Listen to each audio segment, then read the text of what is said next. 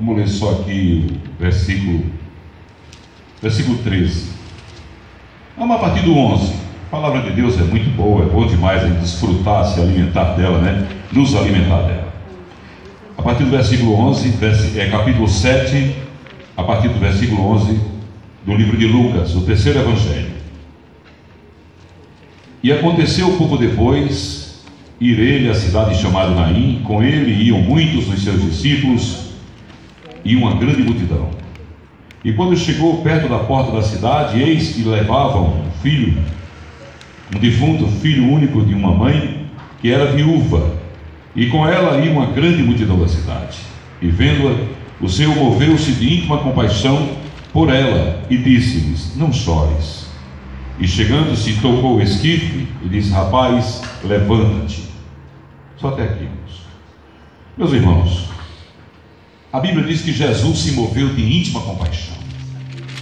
Íntima compaixão é quando você sente algo que aquela pessoa está sentindo. É quando alguém chega para mim e diz: eu estou sofrendo, eu estou sentindo uma dor por isso, por aquilo, e eu começo a viver a dor daquela pessoa. Uma íntima compaixão.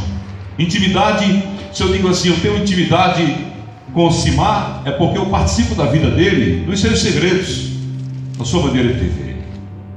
Mas Jesus chegava naquela cidade e aquela mulher ia sepultar o seu filho, e já tinha sepultado o seu marido.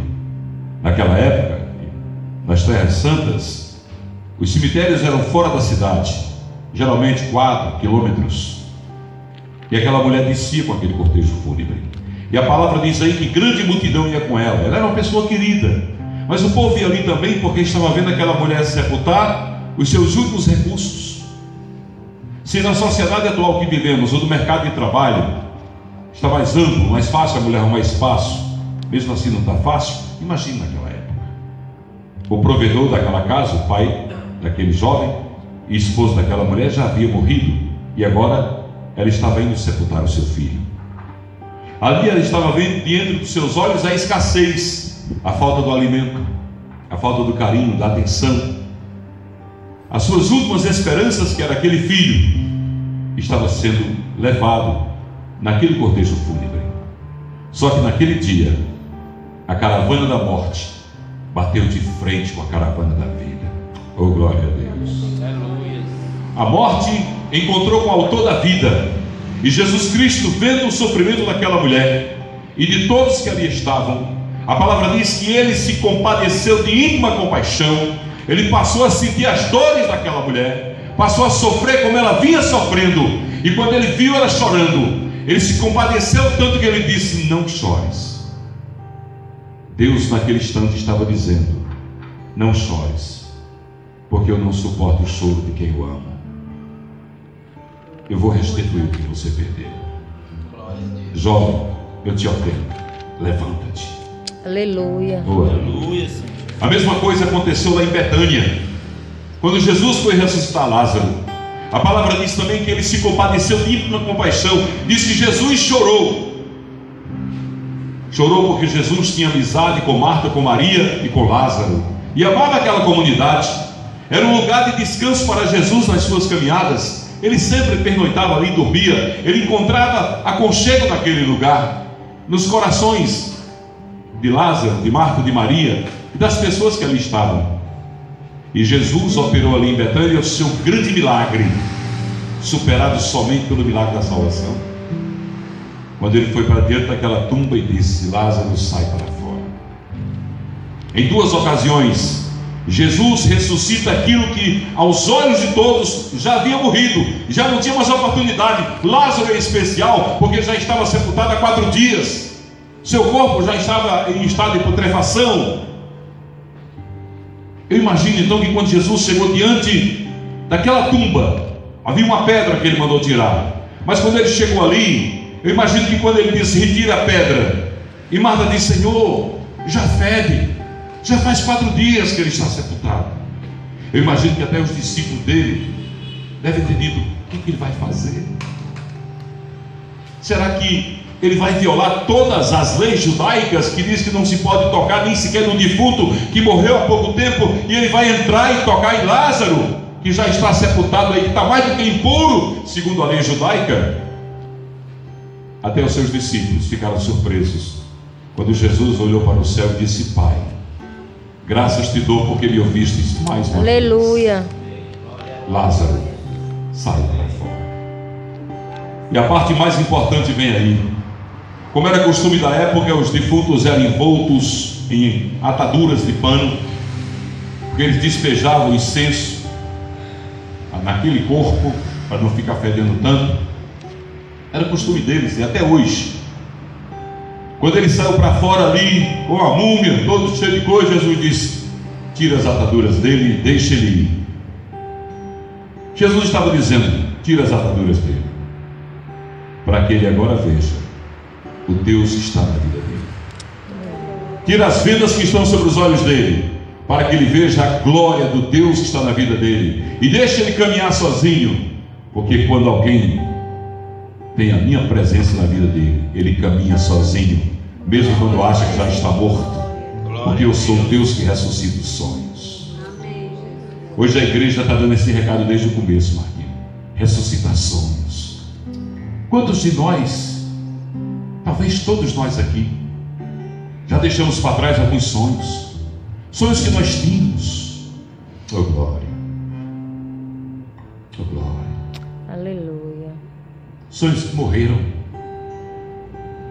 mas Deus está aqui para dizer: eu sou Deus que ressuscita sonhos. Aleluia. Eu sou Deus que sonho com você, e os sonhos que eu tenho para a sua vida ninguém pode impedir. Aleluia. Não há força maior do que a minha. Não há ninguém que opere como eu opero. Aleluia. Em uma passagem bíblica no livro de Isaías, Deus diz assim: ainda que teu pai e tua mãe te abandone, eu não te abandonarei. Aleluia. Isaías capítulo 1, versículos 18 e 19.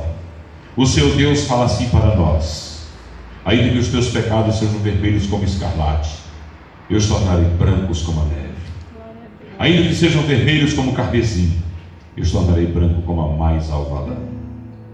E no versículo 19: se atentares para os meus mandamentos, comereis o melhor desta terra. Aleluia. Deus só quer uma coisa de cada um de nós: o nosso compromisso com Ele. É verdade. Mas o nosso compromisso com Deus é buscar a santidade? É. Mas há momentos na vida em que nós fraquejamos, e o inimigo vai tentar nos acusar. E lá no livro de Apocalipse, capítulo 10, versículo 12, a palavra diz que o acusador nos acusa, mas nós temos um advogado fiel que é Jesus Cristo. Na medida em que Ele nos acusa por nossas falhas, nossos medos, nossas dúvidas e às vezes até a nossa falta de fé, há um Jesus que derrama sobre nós o seu sangue para nos purificar. Aleluia. E é esse Jesus que hoje está aqui. Hoje Deus falou comigo tremendamente aqui, irmãos. É verdade. Eu também tenho sonhos enterrados que estão no meu passado. Alguns são sonhos meus, sonhos do homem, do Chico Chagas homem, e alguns são sonhos que eu sonhei com Deus. Eu só sei de uma coisa: os sonhos que eu sonhei com Deus, todos eles se cumprirão. Glória a Deus. Os sonhos que você sonha com Deus, todos eles se cumprirão. Porque Deus é o melhor amigo, Jesus é o melhor amigo, é o melhor aliado que alguém pode ter. Às vezes demora e a gente se perturba. Outro dia eu dizia para minha esposa, falando: olha, Deus age como um pai. Diz que o homem foi feito à imagem e à semelhança de Deus, o homem com seus pecados, Deus com a sua santidade. Mas o homem tem, em certos momentos da vida, um procedimento como o de Deus. Por exemplo, se um filho seu, João Paulo, filho de Elaine, daqui a pouco ele vai estar com 16 anos, e se ele disser: mamãe, me deu uma moto 1100 cilindradas, mesmo ela tendo condições de dar 10 motos, ela vai dizer: não, João Paulo, você é muito jovem, você não vai perceber o perigo que essa máquina vai lhe oferecer, e ela pode lhe tirar a vida na primeira esquina que você dobrar. Se eu te der isso, eu vou te perder, e eu não quero te perder. Eu estou querendo dizer com isso que muitas vezes nós não recebemos aquilo que desejamos, porque Deus não quer nos perder.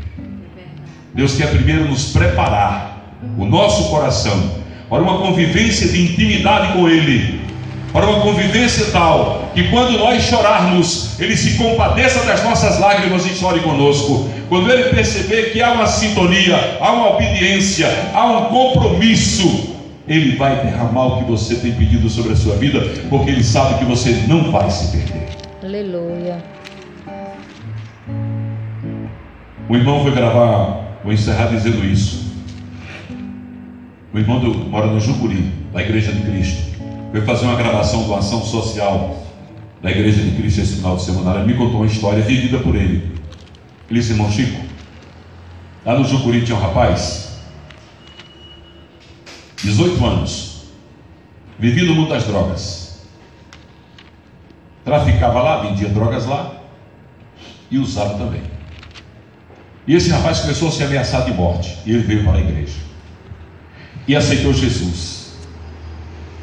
E durante mais de 6 meses ele serviu a Deus com tanta garra que a gente dizia assim: como é que pode esse rapaz um dia desse estava nas drogas, que Deus grande mudou a vida dele, ele estava alegre, estava feliz demais. E um dia esse senhor estava falando isso para mim, ia para a igreja com ele.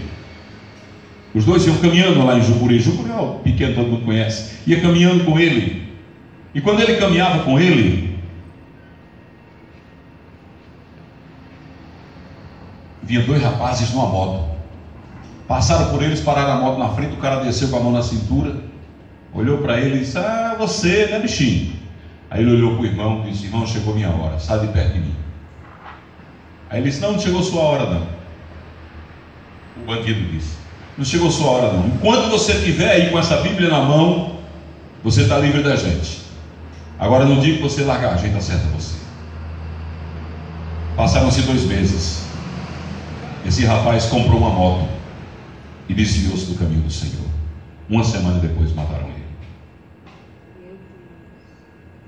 Deus usou aquele criminoso para dizer: enquanto você estiver com essa Bíblia na mão, você está livre da gente. Deus usou ele para dizer. E o irmão chorou lá na hora, disse: irmão, fiquei tão triste. Ele estava tão aplicado. De repente ele se desviou e começou a beber. E eu passava de frente do baile bebendo. E ele: aí, irmão? Ele saiu do caminho da vida. Quando nós estamos debaixo do sangue de Jesus, nós estamos protegidos, nós estamos guardados. E mesmo que a morte venha, nós sabemos para onde vamos. Eu estou encerrando com essas palavras para a gente saber que os nossos sonhos, ressuscitados com Deus, nos dão uma certeza, uma vida aqui de paz e uma vida futura de salvação lá de Jesus. Glória a Deus. Glória a Deus. Amém? Amém. Vamos orar.